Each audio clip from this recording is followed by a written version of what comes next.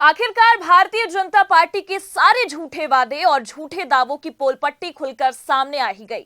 आम जनता से लेकर साधु संत तक चीखते रहे, चिल्लाते रहे, लेकिन देश की सबसे सर्वश्रेष्ठ पार्टी अपनी वाहवाही लूटने में इतनी मशरूफ रही कि उनका ध्यान इस ओर गया ही नहीं कि जनता को क्या तकलीफ हो रही है और जनता कितनी परेशान है। खैर, इसमें कोई नई बात भी नहीं है कि भारतीय जनता पार्टी अपनी वाहवाही के चक्कर में हमेशा जनता को ही कुएं में ढकेलती है, लेकिन अब पानी सिर के ऊपर पहुंचा है। आखिरकार कब तक ये धर्म की आड़ में राजनीति के नए बीज को पिरोते रहेंगे? आखिर कब तक इनकी इस गंदी राजनीति के चक्कर में आम जनता पिसती रहेगी? नमस्कार, आप देखना शुरू कर चुके हैं 4 PM न्यूज नेटवर्क और मैं हूं आपके साथ प्रगति ठाकुर। महाकुंभ महास्नान के लिए जाना आम जनता को इतना भारी पड़ जाएगा, ये कभी जनता ने भी नहीं सोचा होगा। कहने को तो 144 वर्षों के बाद ये सौभाग्य प्राप्त हुआ है जब आप अमृत स्नान कर सकेंगे, लेकिन ये सौभाग्य कब दुर्भाग्य का रूप ले लेगा, इसका अंदाजा हम में से किसी ने कभी लगाया भी नहीं था। लेकिन केवल और केवल भारतीय जनता पार्टी के इस लाचार व्यवस्था की वजह से आज किसी ने अपना बेटा खो दिया, किसी ने मां को खो दिया, तो किसी ने बाप तक को खो दिया। और ये धर्म की आड़ में राजनीति करने से अभी भी बाज नहीं आ रहे हैं। जी हां, अब तो इन्होंने हर किले से एक नया बीज बोना शुरू कर दिया है और इस बीज की आड़ में सनातन का परचम लहराने का डंका भी बजाया जा रहा है। लेकिन अब इस सारे परचम की पोल पट्टी खुलकर सामने आ गई है और एक बार फिर महाकुंभ से निकली इन तस्वीरों ने कोरोना महामारी की याद दिला दी।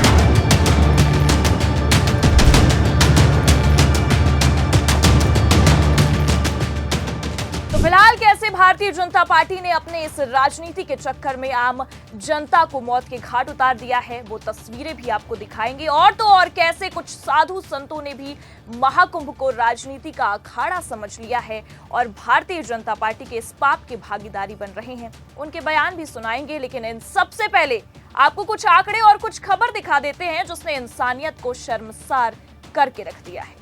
महाकुंभ स्नान ने 17 दिन में बनाया इतिहास। 20 करोड़ पार होते ही कुंभ बना सबसे बड़ा मेला। आंकड़ों पर आंकड़े दिखाए जा रहे हैं कि आखिरकार कुंभ ने कितना बड़ा रिकॉर्ड तोड़ दिया है। और इतना ही नहीं, आगे भी देखिए, और भी खबरें हैं। महाकुंभ में दूसरा अमृत स्नान, नागा साधुओं ने तलवार लहराई, कैलाशानंद महाराज रथ पर निकले, श्रद्धालुओं ने पैरों की धूल भी बटोरी। देख सकते हैं आप, ये है मेन स्ट्रीम की मीडिया जिनके खबरों और कह सकते हैं कि जिनकी जानकारी का इंतजार पूरी जनता या पूरा देश करता है। लेकिन विश्वास किस पे करे? आखिरकार जो कुछ भी महाकुंभ में हुआ, जो कुछ भी तस्वीरें निकलकर सामने आई, लोग चीखते रहे, चिल्लाते रहे, प्रशासन ने किसी की एक ना सुनी। उन पर विश्वास किया जाए या गोदी मीडिया की इन खबरों पर जो ये बता रही है कि महाकुंभ ने अपना रिकॉर्ड तोड़ दिया है, 17 दिन में बनाया इतिहास, 20 करोड़ पार होते ही कुंभ बना सबसे बड़ा मेला। और इतना ही नहीं, आप आगे जी न्यूज की ये खबर देखिए। इन्होंने तो आकाओं की बोली बोलने का पूरा रिकॉर्ड ही तोड़ दिया है। महाकुंभ में क्या ही रिकॉर्ड टूटेगा, और ये जता भी दिया है कि अब इंसानियत नहीं बची है। जहां एक तरफ लोग बिलख रहे हैं, किसी ने अपना परिवार खो दिया है, कोई इस भगदड़ में अपने परिवार से बिछड़ गया है, लेकिन ये गोदी मीडिया अभी भी आकाओं की पैरवी करने से बाज नहीं आ रही है। देखिए खबर में आगे क्या लिखा हुआ है।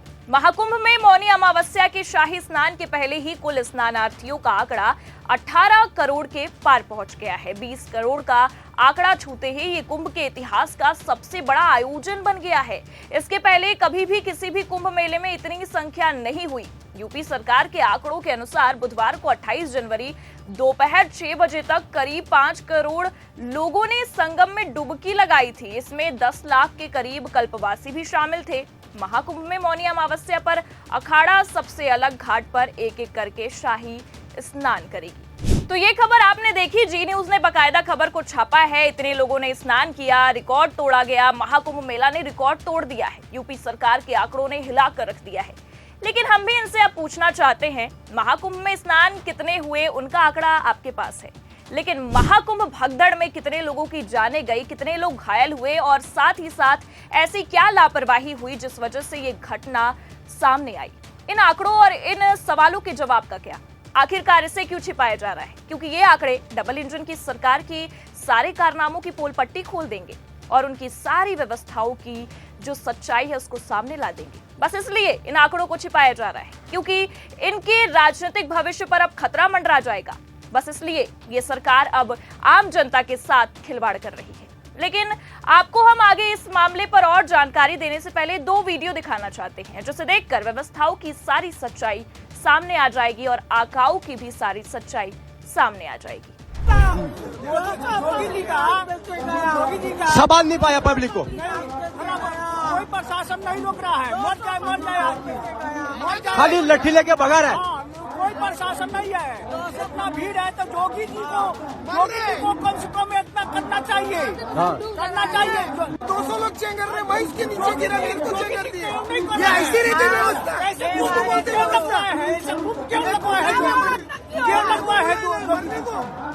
जब उनके पास व्यवस्था नहीं था तो नहीं करना चाहिए ये सब। पुलिस होनी चाहिए यहाँ पर। ये कुंभ खराब हो गया। तो सुना आपने आम जनता की चीख पुकार को, किस तरह से आम जनता इनकी खोखली व्यवस्था की सारी पोल पट्टी कैमरे के सामने खोल कर रख रही है। एक तरफ जनता व्यवस्था को देखकर कुंभ को फ्लॉप करार रही है, तो वहीं दूसरी ओर कुछ राजनीतिक बीज साधु संत के भेष में उपज रहे। वो ये कह रहे हैं जो विरोधी हैं वही कुंभ में व्यवस्थाओं की तलाश कर रहे हैं। उनका भी एक बयान है, आपको सुनाते हैं। सवाल खड़े कर रहे हैं, कह रहे हैं कि आप बच्चे कैसा व्यवस्था? अनूठी अद्भुत है। हमारे अंदर तो आस्था है और हमें हर जगह व्यवस्था है। और भारत के जितने लोग आ रहे हैं जिनके अंदर विरोध का कीड़ा नहीं है, उन्हें व्यवस्था और आस्था नजर आ रही, और जिनके अंदर आस्था नहीं है उन्हें अव्यवस्था नहीं। हम यहाँ व्यवस्था लेने थोड़ी आए हैं, इसलिए हर व्यक्ति को आना चाहिए। जो नहीं आएगा वो पछताएगा, वो देशद्रोही कहलाएगा। तो ये है बाबा बागेश्वर धाम धीरेन्द्र शास्त्री जी। इनकी अलौकिक आस्था और चमत्कारी पर्चियां भी काफी वायरल है और आपने काफी देखा भी होगा उसका वीडियो। लेकिन महाकुंभ में तो इनकी सारी पोल पट्टी खुलकर सामने आ गई है और ये वीडियो भी काफी वायरल हो रहा है। ये कहते हैं कि जो महाकुंभ नहीं आएगा वो देशद्रोही कहलाएगा और व्यवस्थाओं का तो ऐसे बखान कर रहे हैं जैसे मानो योगी जी अभी अभी इन्हें पुरस्कार से नवाज देंगे और हो सकता है कि बीजेपी में भी शामिल कर ले। लेकिन हमारा सवाल इनसे भी है कि आखिरकार जो वीडियो हम देख पा रहे हैं, जो व्यवस्थाओं की सच्चाई हम देख पा रहे हैं, उसी को लेकर आपने ये बयान दिया है। ये कहते हैं कि जो महाकुंभ नहीं आएगा वो देशद्रोही कहलाएगा, लेकिन कथित बाबा जी की जो आया उसके साथ क्या हुआ, हम भी आपसे ये जानना चाहेंगे। किसी ने प्रशासन की लाचार व्यवस्था के कारण अपना बेटा खो दिया है तो किसी ने बाप तक को खो दिया है।